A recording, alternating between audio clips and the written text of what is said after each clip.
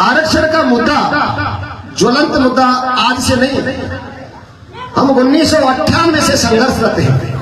कभी ले लिया, कभी दे दिया, कभी ले लिया, कभी दे दिया। इस तरह इस कौम को एक फुटबॉल बनाने का काम इन सरकारों में जो किया जा रहा है, इसकी मूल कमजोरी इस समाज का जो अहम और वहम है। जब हमारी कौम अनपढ़ थी, खेती पर आश्रित थी, संपन्नता कम थी, तब हमारे अंदर संगठन था, संस्कार थे, अनुशासन था। अभी हमारे जितनी भी जातियां हैं, सबके अंदर एकता है। चाहे कोई किसी भी राजनीतिक दल में रहे, चाहे किसी नेता के पास रहे, लेकिन जब समाज के हक अधिकार की बात आती है तो एक आवाज पर, एक इशारे पर एक हो जाते हैं। हमारी कौम, हम बखान करते हैं कि हम राम की चहार के वंशज हैं, महाराजा सूरजमल के वंशज हैं। जमा पूंजी को ज्यादा समय नहीं कह सकते। कहावत वो हो रही है कि किसी ईख के खेत में 4 बात कर रहे थे। पहले कोने पर से कहता है कि कभी हम राजा थे, दूसरा कहता है थे जब थे, तीसरा कहता है अब तो कुछ नहीं है, चौथा कहता है हमारी इस कौम की है। जाट को जगाना और ऊंट को गाड़ी में चढ़ाना बड़ी दुर्लभ बात है। हम लोग जिसके पास 4 पैसा और 4 रुपये की गाड़ी हो गई, वो सामने वाले को राम राम करने में अपना अपमान महसूस करता है। सही कह रहे हैं बिल्कुल। लड़ाई 2 तरीके से लड़ी जाती है। एक तो जो हमारे लोग सत्ता में बैठे हैं, आज चौधरी अजीत सिंह हमारे बीच में नहीं है, मैं उनको नमन करता हूं। बिना खून खराबा के हमको आरक्षण मिला, 9 राज्यों को मिला, उनके साथ साथ भरतपुर धौलपुर के जाटों को भी आरक्षण। लेकिन जैसे ही आताताइयों का शासन आया तो सबसे पहले कुल्हाड़ी जाट समाज पर 10 अगस्त 2015 को सुप्रीम कोर्ट की आड़ में आरक्षण खत्म कर दिया गया। लड़ने के 2 ही रास्ते हैं। एक तो सत्ता में बैठे हुए हमारे नेता अपनी ताकत का उपयोग करें।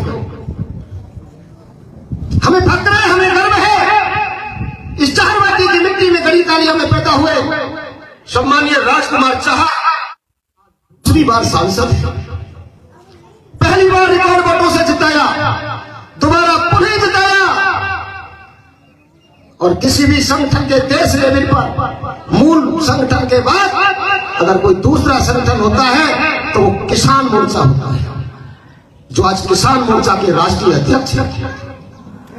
भाजपा की दूसरी सबसे बड़ी ताकत है।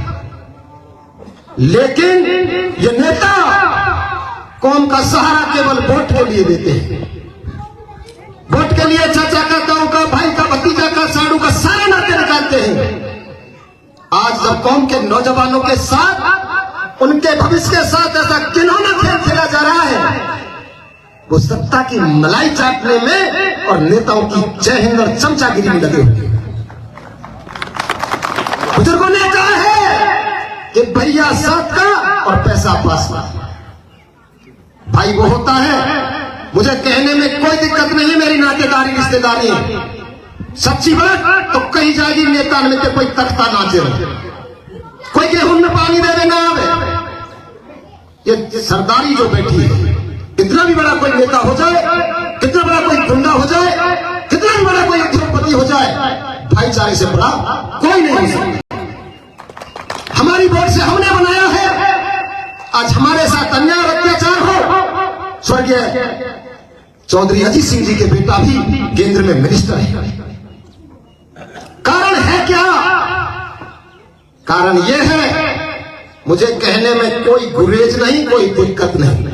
कौ नेता पे कर्ज लेनो नहीं, राजनीति करता हूं, दिल से दिमाग से करता नहीं, जनता की दम पे करता हूं। बात यह है